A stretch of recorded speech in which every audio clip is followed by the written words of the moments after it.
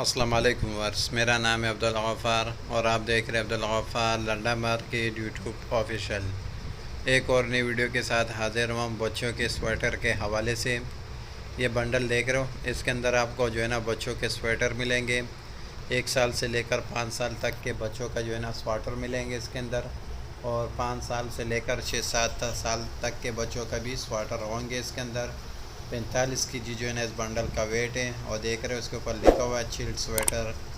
ये माल का जो है ना आप विज़िट करते जाए, किस तरह कलरफुल माल है और किस तरह साफ़ सुथरा जो है ना माल है। ये बच्चों के स्वेटर मिलेंगे, देख रहे हो। एक पीस इसमें से निकाल के आपको विज़िट करा रहा हूँ। ये देख रहे हो किस तरह साफ़ सुथरा माल है।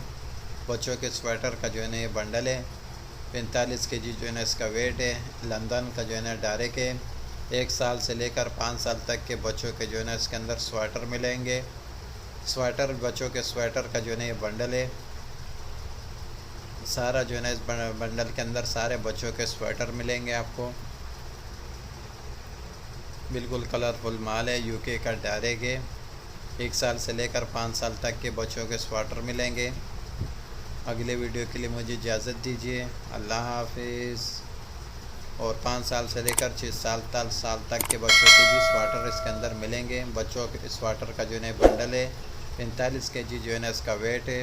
यूके का डायरेक्ट है और बच्चों के स्वेटर का जो है ना बंडल है। रेट इसका इंतहाई मुनासिब है।